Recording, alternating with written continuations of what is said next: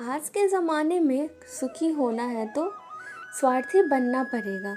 ये हम नहीं, इस युग की सत्य हकीकत है।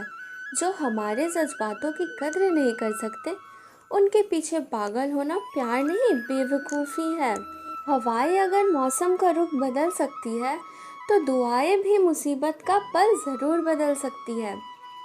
जो दिल में है उसे कहने की हिम्मत रखो, जो दूसरों के दिल में है उसे समझने की समझ रखो। रिश्ते नहीं टूटेंगे। यह एक निश्चित बात है कि आप काम खत्म नहीं कर सकते अगर आप काम शुरू ही नहीं करेंगे। किसी भी काम का सबसे कठिन हिस्सा काम को शुरू करना है। कभी हार मत मानो, आज कठिन है कल बदतर होगा, लेकिन कल के दिन के बाद सुनहरा होगा। अगर इंसान में कुछ करने की इच्छा हो तो दुनिया में कुछ असंभव नहीं है। जहाँ दूसरों को समझना मुश्किल हो जाए, वहाँ खुद को समझा लेना ही बेहतर है।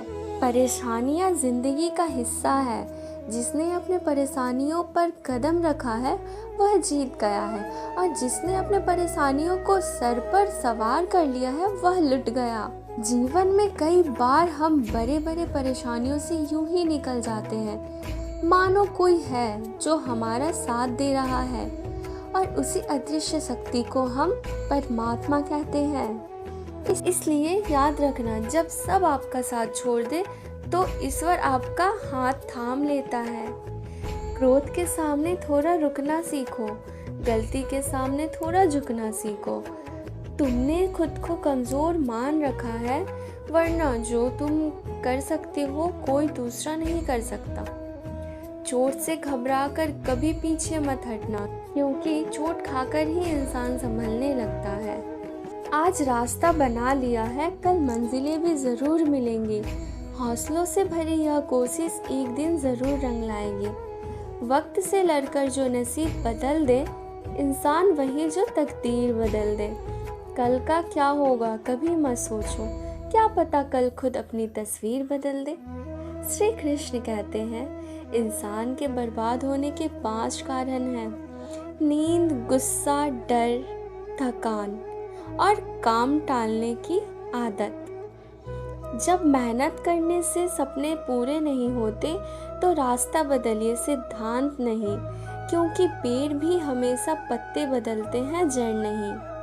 एक बार दानवीर कर्ण ने भगवान श्री कृष्ण को अपनी व्यथा सुनाई। हे प्रभु, जब मैं पैदा हुआ तब मेरी माँ ने मुझे त्याग दिया। इसमें मेरा क्या अपराध था? द्रोणाचार्य ने मुझे शिक्षा देने से मना कर दिया, क्योंकि वह मुझे क्षत्रिय नहीं मानते थे। इसमें भी मेरा क्या अपराध?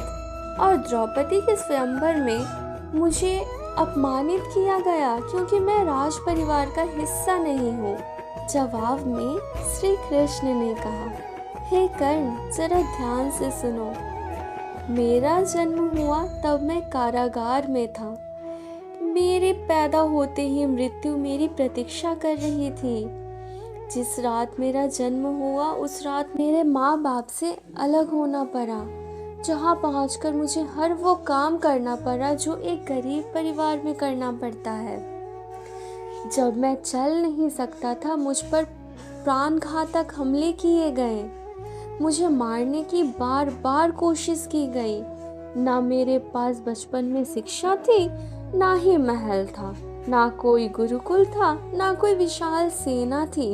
लेकिन तब भी मेरे मामा मुझे उनका सबसे बड़ा शत्रु मानते थे।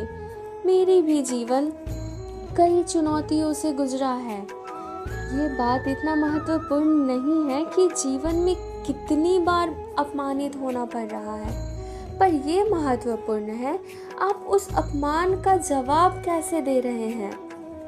आपके पास ज्ञान है जिसका आप इस्तेमाल कर रहे हैं, और इन सब चुनौतियों को पार करके कैसे आगे बढ़ते हैं। आपकी मुस्कान आपके चेहरे पर भगवान का हस्ताक्षर है। उसे अपने आंसुओं से धुलने या क्रोध से मिटने ना दें। इंसान ने जितना खुद के लिए सोचा है, भगवान ने उसके लिए उससे कुछ ज़्यादा सोच रखा है। इसलिए कभी भी किसी चीज के बारे में चिंता मत करो।